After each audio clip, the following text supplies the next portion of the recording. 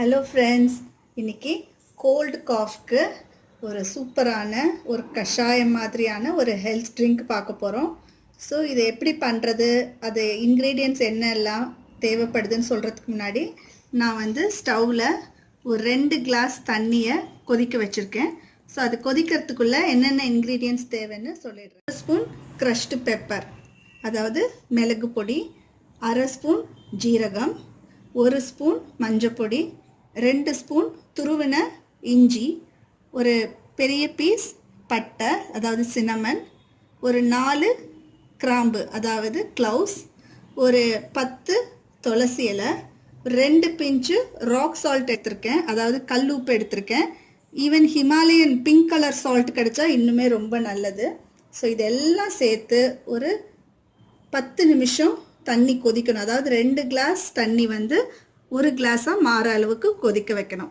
So first ஒன்று ஒன்றா add பண்ணிடலாம். ஒரு ஸ்பூன் மிளகு பொடி, 1/2 ஸ்பூன் ஜீரகம், 1 ஸ்பூன் மஞ்சப்பொடி, 2 ஸ்பூன் இஞ்சி துருவல், சினமன் ஸ்டிக் 1, துளசி, உப்பு அண்ட் கிராம்பு. ஸோ இதெல்லாம் சேர்ந்து நல்லா ஒரு 10 நிமிஷம் நல்லா கொதிக்கட்டும். கொதிச்சதுக்கப்புறம் என்ன பண்ணுறதுன்னு பார்க்கலாம்.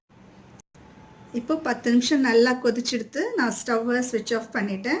ஸோ இதை நம்ம ஃபில்ட்ரு பண்ண போகிறோம். இப்போது இதை ஃபில்ட்ரு பண்ணி வச்சுருக்கேன். ஒருத்தருக்கு இந்த 1/2 கிளாஸ் கணக்குக்கு குடிச்சிக்கலாம்.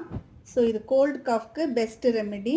பெரியவங்களாக இருந்தால் அப்படியே குடிக்கலாம். சின்ன குழந்தைங்களுக்கு கொடுக்கறதா இருந்தால் இதில் தேன் இல்லைன்னா பனவெல்லம் ஆட் பண்ணி கொடுக்கலாம். ஸோ இதை ரெகுலர் பேசிஸாகவே குடிக்கலாம். ஸோ நீங்களும் இதை ட்ரை பண்ணி பார்த்துட்டு எப்படி இருந்ததுன்னு கமெண்ட் செக்ஷனில் போடுங்க. Please share and subscribe our channel. Thank you.